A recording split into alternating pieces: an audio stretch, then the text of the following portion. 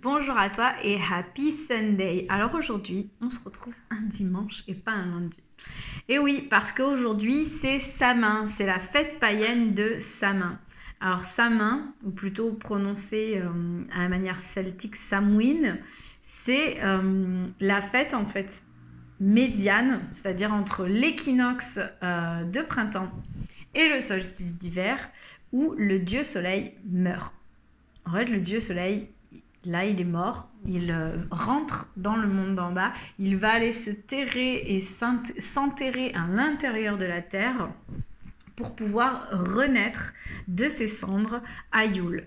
Et donc là, en fait, on rentre vraiment dans cette période sombre où la vie nous invite à rentrer dans notre terrier, dans le monde d'en bas, à aller être proche de nos ancêtres, à aller être proche de tous ces guides que l'on a dans l'univers, tous nos guides, tous les anges, tout ça, vraiment à se reconnecter avec le monde invisible, à se reconnecter à soi-même pour pouvoir renaître pendant le solstice d'hiver et quand du coup la lumière reprend le dessus, c'est-à-dire que les jours redeviennent, recommencent à prendre un peu plus de minutes.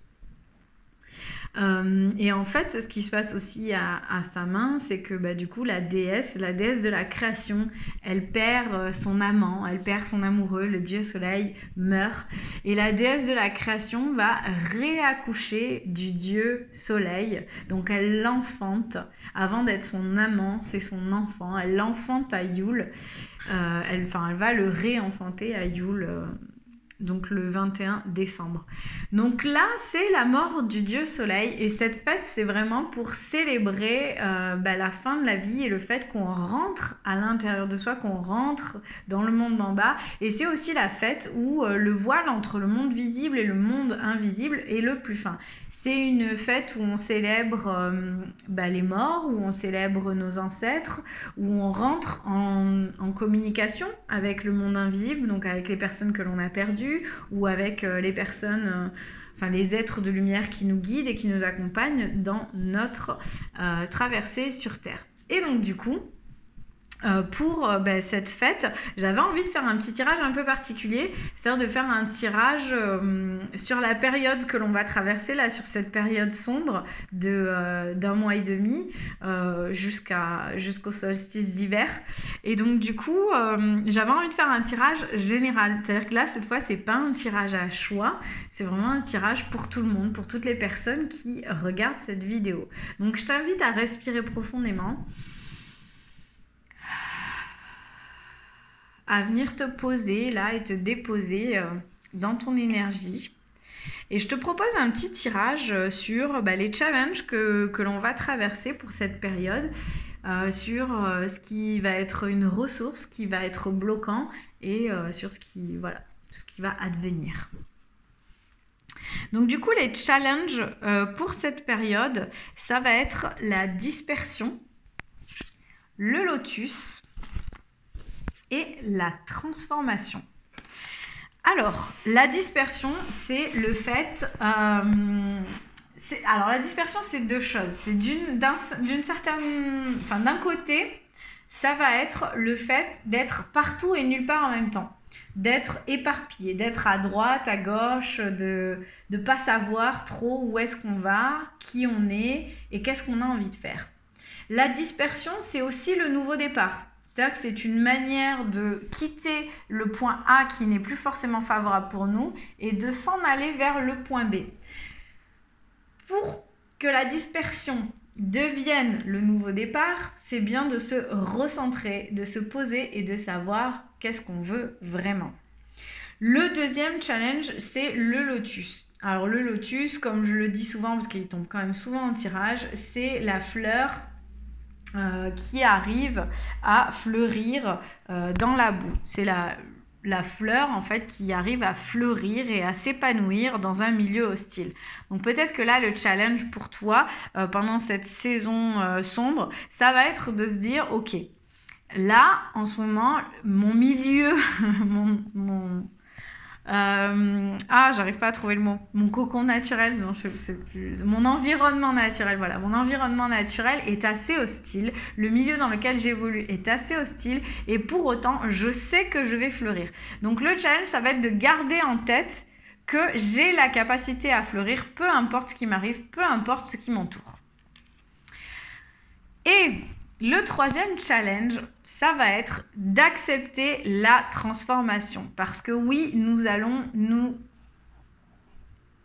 nicher.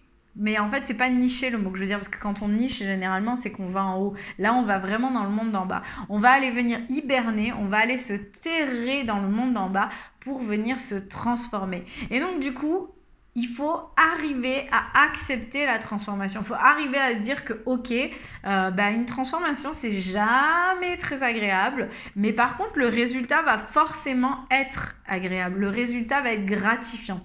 Et donc, il faut se dire que toutes ces transformations, tous ces challenges-là que je vais traverser dans ces prochaines semaines, c'est pour du mieux. C'est pour quitter mon corps de chenille et me transformer en papillon. Pour ça, il va y avoir un blocage, une ressource. Donc, on va commencer par le blocage. Le blocage, c'est la carte pureté, purity. Donc, la pureté, la carte de la pureté, quand elle est là en blocage, c'est que souvent, on va s'arrêter sur ce qu'on a vécu de négatif, de dur, ce qui nous entrave, ce qui nous rend triste, voilà, c'est ce qui est difficile.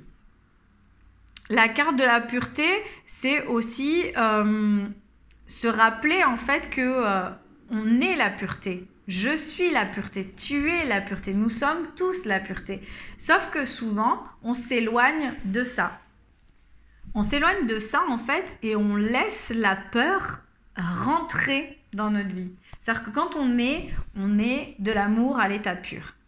Et quand, petit à petit, en grandissant, la peur est instillée dans notre quotidien, dans notre vie, du coup, on s'éloigne de tout ce qu'on veut. On s'éloigne de la joie à l'état pur. On s'éloigne du bonheur à l'état pur.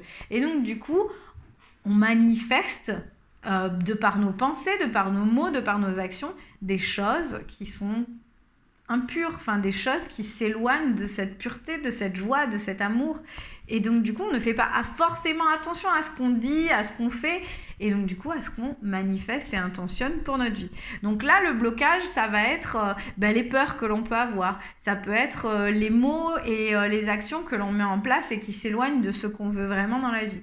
Donc, le blocage aujourd'hui, en fait, c'est peut-être quelque chose sur lequel il faut que je sois attentive et pour pouvoir arriver à avancer vers ce dont j'ai vraiment envie. Et en même temps, la ressource, elle est très complémentaire et je trouve qu'elle va bien avec. Donc je pense que si on arrive à être conscient du blocage à chaque fois qu'il intervient dans notre vie, dans ces prochaines semaines, on arrivera à activer la ressource. Et donc la ressource, c'est harvest. Alors, traduction en français, je ne saurais pas. C'est la récolte. Si, c'est la récolte. La preuve, en ce moment même, pendant ce tirage, du langage intérieur que l'on peut avoir et qui nous bloque. C'est-à-dire que je dis « je ne saurais pas », alors que oui, je peux savoir, mais je pars du principe que je ne saurais pas. Sauf que si, je sais.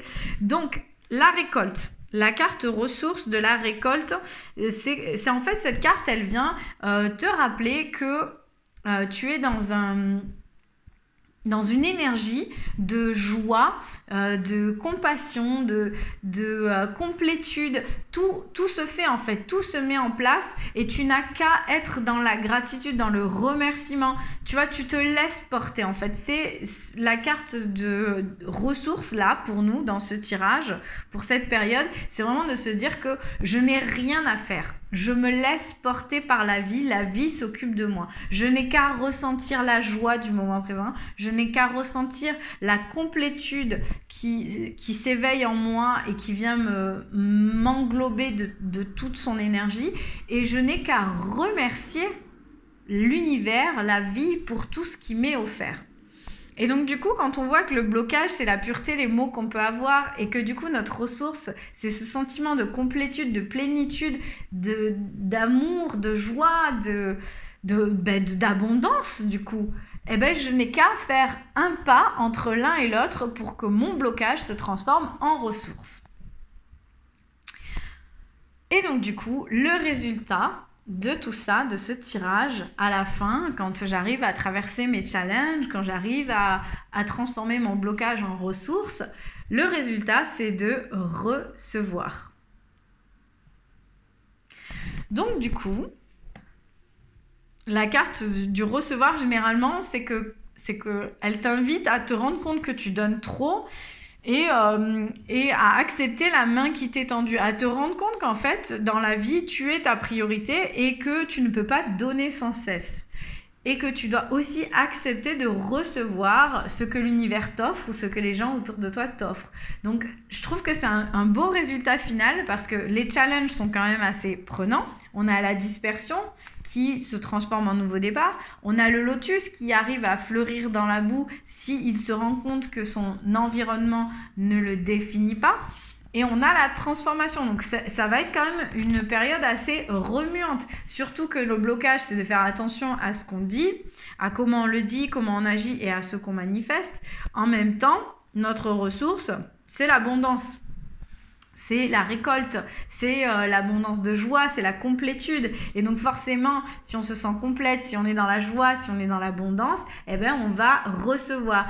Et en gros, j'ai l'impression que là, le message de ce tirage, c'est de se dire, ok, je vais faire attention à ce que je fais, je vais me transformer, je vais transformer ma vie, je vais manifester réellement la vie que je veux, je vais arriver à mettre des mots sur ce que j'ai envie d'intentionner, sur ce que j'ai envie de vivre dans ma vie.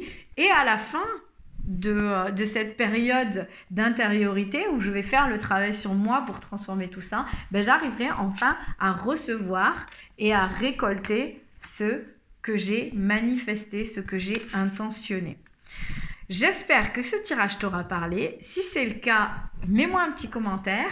Raconte-moi ce qui se passe. Raconte-moi qu'est-ce qui résonne en toi quand j'ai évoqué tout ce qu'on allait traverser. Enfin voilà, la guidance, pendant la guidance, qu'est-ce que ça a réveillé, qu'est-ce qui a résonné. Je te souhaite une très belle fête de sa main.